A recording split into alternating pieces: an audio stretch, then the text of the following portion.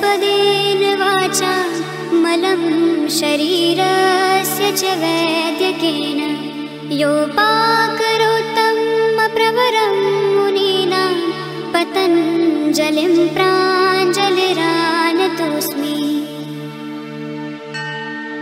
योगेन चित्तस्य पदेन वाचा मलं शरीरस्य च वैद्यकेन योपाकरोत्तं प्रवरं मुनीनां पतञ्जलिं प्राञ्जलिरानतोऽस्मि। योगेन चित्तस्य पदेन वाचा मलं शरीरस्य च वैद्यकेन योपाकरोत्तं प्रवरं मुनीनां पतञ्जलिं प्राञ्जलिरानतोऽस्मि। योगेन चित्तस्य पदेन वाचा मलं शरीरस्य च वैद्यकेन योपाकरोत्तं प्रवरं मुनीनां पतञ्जलिं प्राञ्जलिरानतोऽस्मि। योगेन चित्तस्य पदेन वाचा मलं शरीरस्य च वैद्यकेन योपाकरोत्तं प्रवरं मुनीनां पतञ्जलिं प्राञ्जलिरानतोऽस्मि।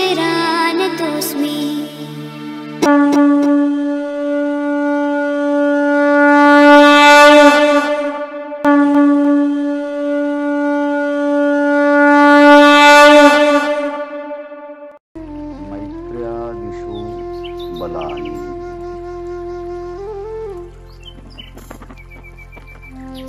महर्षी पतंजलीजींनी विभूती पादामध्ये धारणा, ध्यान आणि समाधी त्रयम एकत्र संयमः यांना संयम असं म्हटलं आणि त्यातून प्रज्ञा अलोक, समाधी प्रज्ञाचा एक प्रकाश अनुभूतीला येतो आणि त्यातून विविध प्रकारची सिद्धी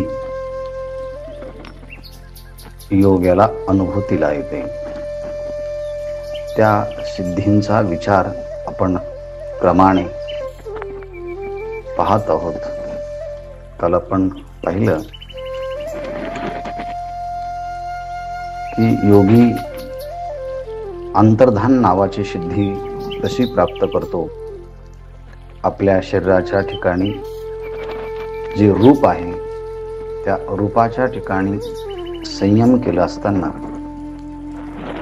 पाहणाऱ्याला त्याच्या नेत्राचा प्रकाश योग्याच्या शरीराशी असंपर्कित होतो आणि त्यामुळे तो अंतर्धान पावतो। काय रूप संयमात तद्ग्राह्य शक्ती स्तंभे चक्षु प्रकाश असंपयोगे अंतर्धानम। इतरांच्या दृष्टीने योगी अंतर्धान पावतो, दिसत नाही। ज्ञानेश्वर महाराजांनी म्हटलं आहे, योगी डोळ्यांच्या मध्ये लपतो। एवढ्यावरून एतेन शब्दादी अंतर्धानम उक्तम। हे केवळ रूपाचंच नाही तर शब्द, स्पर्श, रूप, रस आणि गंध या पंचविषयांच्या पैकी कोणत्याही विषयाच्या ठिकाणी संयम केलं असताना योग्याचे शब्द, योग्याचे रूप, योग्याचा स्पर्श, योग्याचा गंध कोणीच जाणू शकत नाही। त्याचप्रमाणे जात्यायुर्भोगा हा मनुष्याचं शरीर हे त्याने केलेल्या कर्माचा परिपाक म्हणून असतो आणि ते कर्म दोन प्रकारचं, सोपक्रमम निरुपक्रमम च। ज्या कर्माला सुरुवात झालेली आहे फल देण्याकरता, उपक्रम सुरुवात झाली आहे तो सोपक्रमम, आणि जे कर्म फल देण्याकरता अजून सुरुवात झाली नाही ते निरुपक्रमम कर्म। योग्याला समजतं की मागच्या जन्मात किंवा ह्या जन्मात कोणतं कर्म हे उत्कट झालेलं आहे आणि उत्कट कर्म पाप आणि पुण्य हे तत्काल फल देतं. काल आपण पाहिलं, श्रेष्ठ महापुरुषांचा अवमान केला की त्याचं अरिष्ट फल तत्काल प्राप्त होतं आणि ज्ञानसंपन्न, आचारसंपन्न, विवेकसंपन्न महापुरुषांचा सत्कार, पूजा केली तर त्याचं सुद्धा पुण्य, उत्कट फल तत्काल प्राप्त होतं, असं आपण पाहिलेलं आहे. ह्याप्रमाणे अभिवादनशीलस्य नित्यवृद्धोपसेविनः चत्वारि तस्य वर्धन्ते आयुर्विद्या यशोबलम. आणि त्याचप्रमाणे रजस्वला संपर्क शक्तीचा ऱ्हास आणि रजस्वला विवर्जिता शक्तीचा उदय, असं मनुस्मृतीच्या वचनाचाही आपण विचार केला. अशा ह्या दोन्ही प्रकारच्या कर्मावरती संयम केला असताना तत्संयमात अपरांत ज्ञानम अरिष्टेभ्यो हो. अपरांत ज्ञानम म्हणजे त्याला योग्याला मृत्यूचं ज्ञान होतं. केव्हा, कधी, कसा, कोठे असं योग्याला स्वसंबंधाचं ज्ञान होतं. इतकंच नाही, अरिष्टेभ्यो हो. अरिष्ट म्हणजे काही लक्षणं, मृत्यूची लक्षणं, त्या लक्षणावरून सुद्धा आपला मृत्यू लवकर होणार आहे का दीर्घकालाने होणार आहे, म्हणजे सोपक्रम किंवा निरुपक्रम या पद्धतीने, कोणत्या पद्धतीने होणार आहे.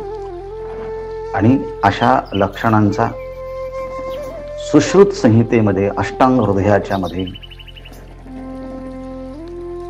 मृत्यू लक्षण चिन्हांचा विचार खूप विस्तृत पद्धतीने केला आहे. वाचत असताना कधी एवढी मोठी लांब यादी आहे, कंटाळा येतो आणि कधी कधी असं वाटतं की ह्या लक्षणांचाच विचार एवढा मोठा आहे की रोज मनुष्य त्या लक्षणांचा विचार करायला लागला तर दिवस निघून जाईल. आणि म्हणून आपण चांगल्या प्रकारचे कर्म करत राहणं, बाकीच्या गोष्टी सोडून देणं ईश्वरावरती, हा सगळा संयमाचा विचार पाहिल्यानंतर आज आपण 23 क्रमांकाच्या सूत्रापासून विचार करतो. मैत्र्यादिषु बलानि. हे जे सूत्र आहे, हे सूत्र आपल्याला विभूतिपादामध्ये मैत्री, करुणा, मुदिता, उपेक्षाणाम, पुण्यापुण्य विषयाणाम भावना तश्चित्त प्रसादनम, हे समाधीपादातलं 33 क्रमांकाचं सूत्र, विभूतिपादामध्ये 23 क्रमांकाचं सूत्र, ह्या दोन सूत्रांचा एकमेकाशी संबंध आहे.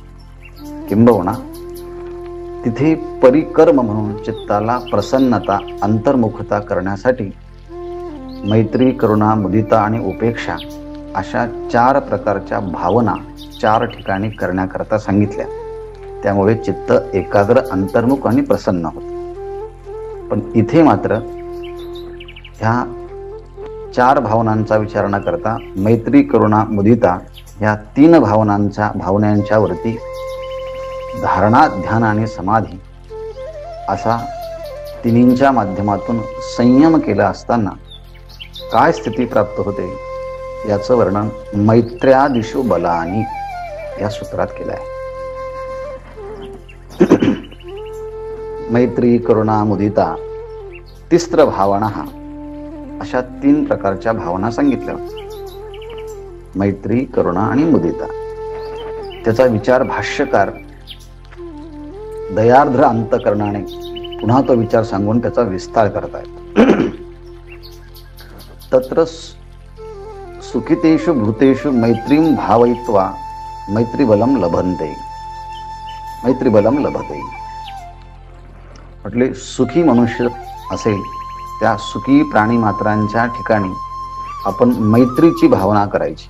मैत्रीं भावयित्वा, ते माझे मित्र आहेत अशा प्रकारची जर भावना केली, मैत्री बलम लभते, त्याच्यातून चित्ताला एक प्रकारचं मैत्री बल प्राप्त होतं. त्याचप्रमाणे दुःखितेषु करुणां भावयित्वा करुणाबलम लभते. दुःखी व्यक्तींच्या ठिकाणी आपण करुणा व्यक्त केली, त्या संबंधाची दया व्यक्त केली, दयाभाव व्यक्त केला, तर त्या दयाभावाचा परिणाम म्हणून करुणाबलम लभते, आपल्याला आणखी प्राणीमात्रांच्या विषयी उत्कट करुणा तयार होते आणि आपण त्यांना मदतीचा हात देण्याकरता पुन्हा पुढे सरसावतो. पेशंटला बघून कंटाळा येत नाही, तिरस्कार निर्माण होत नाही, उलट तो कसा लवकर बरा होईल अशी करुणा डॉक्टरांच्या मध्ये निर्माण होते जर करुणाभावाचा विस्तार केला तर. त्याप्रमाणे मैत्री, करुणा, मुदिता, मुदिता म्हणजे प्रसन्नता, आनंदता. पुण्यशीलेषु मुदिता भावयित्वा मुदिता बलम लभते. पुण्यशील जे काही साधू, महात्मे, सज्जन, परोपकार करणारे ज्या व्यक्ती आहेत त्यांच्या ठिकाणी मुदिता म्हणजे प्रसन्नता व्यक्त केली. अरे वा, खूप चांगलं काम करत आहात, आनंददायी काम करत आहात. म्हणजे त्यांना पाहून जर आपल्याला आनंदाची भावना जर अभिव्यक्त होत असेल तर त्यामुळे मुदिता बलम लभते. त्या निमित्ताने पुन्हा आपल्याला असे चांगले काम करणारे, सत्कर्म करणाऱ्या महापुरुषांच्या विषयी मुदिता निर्माण झाली की पुढे जाऊन आणखी त्याचा उदय विकसित होत जातो आणि आपल्याकडनं प्रोत्साहन अशा कामांसाठी दिलं जातं. त्याला मुदिता बल प्राप्त होतं आणि कोणी जर आपलं कौतुक केलं की काम करणाऱ्याला पुन्हा उत्साह निर्माण होतो. म्हणून तुम्ही एक प्रकारचे मोटिवेटर्स बनू शकतात. याप्रमाणे यह समाधी संयम असा ह्या मुदिता, करुणा आणि यांची मैत्री, करुणा आणि मुदिता यांची ह्या संयमाच्या द्वारे भावना केली तर हा बल प्राप्त होतं. पण पुढे असं सांगितलं होतं की पापशीलेषु उपेक्षा भावना, परंतु पापी मनुष्य असेल त्याची उपेक्षा भावना करावी. परंतु ही नकारात्मक असल्यामुळे त्याचा विचार ह्या उपेक्षा भावनेमध्ये करता येत नाही आणि म्हणून ह्या तीनच भावनेचा जर विचार केला तर आपल्या ठिकाणी तसतशा प्रकारची मुदिता, करुणा आणि मैत्री याचं बल प्राप्त होतं आणि तो अनेकांचा मित्र बनू शकतो. त्याचप्रमाणे दुसऱ्या सिद्धीचा विचार पतंजली महर्षी सांगत आहे. बलेषु हस्ति बलादीनी आह सिद्धंतरम आह. अन्य सिद्धींचा विचार या ठिकाणी सांगतायत. बलेषु हस्ति बलादीनी. बलेषु या ठिकाणी बल शब्दाचं बहुवचनाचा प्रयोग केला आहे, सप्तमीचं बहुवचन बलेषु. ह्या वचनातून आपला असा अर्थ निघतो ज्या ज्या ठिकाणी कुठे बल शक्ती बला आपल्याला दिसत असेल ते बल कोणत्याही प्राणीमात्रांच्या ठिकाणी दिसत असेल तर त्या ठिकाणी संयम जर केला तर आपल्याला तिथलं बल प्राप्त होतं. म्हणून हस्ती बलादीनी, हत्ती आधी यांच्या ठिकाणी जर संयम केला तर आपल्याला त्यांचं बल प्राप्त होतं. यावरती भाष्य करताना हस्तिबले संयमात हस्तिबलम भवती. हत्तीच्या ठिकाणी असणारं जे बल आहे त्या बलाच्या ठिकाणी संयम केला तर हत्तीच्या ठिकाणी असणाऱ्या बल याच्या चित्तामध्येही संक्रमित होतं. म्हणून बल हे शरीरावरती अवलंबून नसून बल हे चित्तातल्या प्रेरणा आणि उत्तेजनावरती अवलंबून आहेत. नाही तर बलवान शरीर असणारे लोक सुद्धा आंघोळ करताना झुरळाला घाबरून बाहेर पडून जात असतात. याचं कारण काय आहे? झुरळ छोटा आहे आणि हा मोठा आहे, पण चित्त इतकं कमजोर असतं, दुर्बल असतं की साधी पाल जरी पाहिली तरी तो भयभीत होतो. परंतु हा असा आहे, हस्तिबले संयमात, हत्तीच्या ठिकाणी असणाऱ्या बलाच्या ठिकाणी संयम केला असताना पण हा संयम संकल्पयुक्त करावा लागतो आणि संकल्प वृद्धीसाठी 5 यम आणि 5 नियम यांचं अतिशय शिस्तीने पालन करावं लागतं. अहिंसा, सत्य, अस्तेय, ब्रह्मचर्य, अपरिग्रह, यमः, शौच, संतोष, तपस्वाध्याय, ईश्वर प्रणिधान आणि नियमः. हे मूल फाउंडेशन त्या रूपामध्ये हे सिद्धांत आहे. त्याचं अनुसरण करत असेल आणि मग पुढे धारणा, ध्यान यांच्या माध्यमातून संयम करत असेल तर त्या संयमाच्या ठिकाणी संकल्प शक्ती निर्माण होते आणि त्या संकल्प शक्तीने समोरच्या ठिकाणी असणारं बल आपल्या चित्तामध्येही संक्रमित होतं, काही अंशी शरीरात संक्रमित होतं. त्याप्रमाणे वैनतेय बले संयमात वैनतेय बल भवती.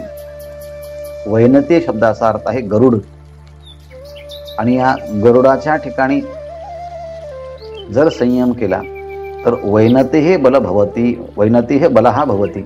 वैनते म्हणजे गरुडाचं बल प्राप्त होतं. वायुबले संयमात वायू बल हा भवती. वायूच्या ठिकाणी असणारं जे बल आहे वेगाचं, ते वायूच्या वेगाचं बल ह्या योग्याला प्राप्त होत असतं. इति एवम आदिही. यावरती व्यास महर्षींनी सांगितलं आदी.